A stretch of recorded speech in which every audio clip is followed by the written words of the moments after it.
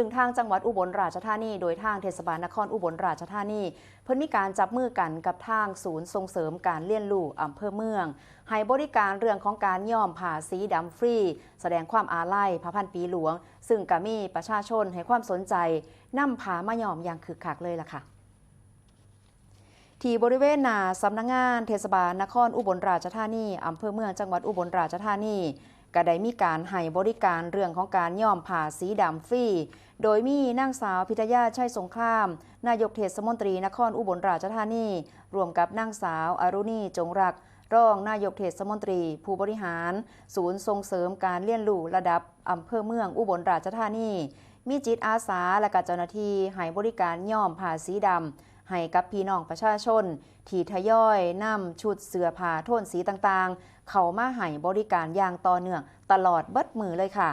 สำหรับการให้บริการดังกล่าวทางเทศบาลนครอุบลราชธานีร่วมกับทางสำนักงานส่งเสริมการเรียนรู้ประจำจังหวัดและก็ศูนย์ส่งเสริมการเรียนรู้อำเภอเมืองอุบลราชธานี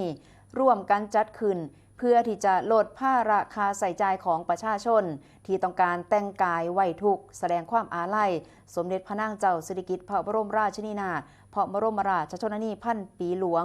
ซึ่งกะมีช่วงที่ไว้อาลัยให้กับพระองค์โดยเสื้อผ้าที่ดำเนินการย้อมเสร็จแล้วก็จะเอามาตากไว้ให้แห้งและก็ทิ้งไว้สักประมาณ3 มื้อค่ะนอกจากนี้แล้วก็ยังมีกิจกรรมเรื่องของการสอนการเฮ็ดริบบิ้น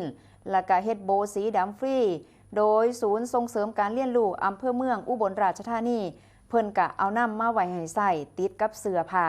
ในช่วงที่แสดงความอาลัยในช่วงนี้นั่นเองค่ะก็มีทั้งย้อมผ้าและก็มีเฮ็ดริบบิ้นและก็เฮ็ดโบสีดำนำค่ะซึ่งก็มีเสียงสัมภาษณ์ของทางนายกเทศมนตรีนครอุบลราชธานีท่านนายกพิทยาชัยสงครามและก็ทางวิทยากรจิตอาสาสำนักงานส่งเสริมการเรียนรู้ประจำจังหวัดอุบลราชธานีคุณชัดเพชรบำรุงวงศ์ไปฟังเสียงของทั้งสองท่านค่ะ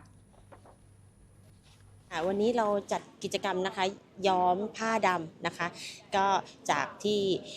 ทางรัฐบาลประกาศว่าอยู่ในช่วงไว้อาลัยพระองค์ท่านนะคะอาจจะยาวไปถึง1 ปีนะคะก็วันนี้ก็เลยมีโครงการดีๆค่ะร่วมกับศูนย์ส่งเสริมการเรียนรู้อำเภอเมืองบนนะคะร่วมกับเทศบาลนครอุบลราชธานีของเรานะคะในการเอาเสื้อให้พี่น้องประชาชนนะคะเอาเสื้อสีต่างๆมาย้อมเป็นสีดำหรือใครที่มีเสื้อสีดำอยู่แล้วนะคะเอามาย้อม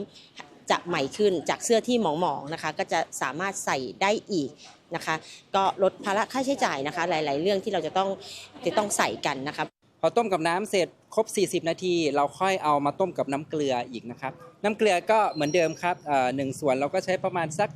2-3 ช้อนโต๊ะเท่านั้นเองครับอีก10 นาทีเท่านั้นครับแล้วก็บีบให้หมาดแล้วไปตากได้เลยสัก3 วันนะครับแล้วค่อยเอามาล้างสีส่วนเกินออกแล้วค่อยเอามาใส่นะครับวันนี้ได้นำผ้าสีนะคะเพื่อมาย้อมเป็นสีดำเพื่อไว้อาลัยแก่สมเด็จพระนางเจ้าหรือว่าพระพันปีค่ะเพราะว่าท่านทรงงานไว้เยอะมากเพื่อเป็นการแสดงความไว้อาลัยค่ะ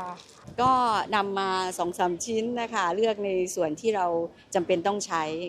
ประจำวันอยู่แล้วนะคะพระมหากรุณาธิคุณของท่านนะคะเรารับทราบตั้งแต่สมัยที่เรายังเป็นเด็กนะคะว่าท่านได้มีพระมหากรุณาธิคุณใดๆต่อประเทศชาติแก่เรานะคะนี่เราเห็นมาตั้งแต่เราเป็นเด็กแล้วนะคะฉะนั้นความรู้สึกของเรามันล้นเปี่ยมล้นด้วยพระมหากรุณาธิคุณของท่านอยู่แล้วค่ะ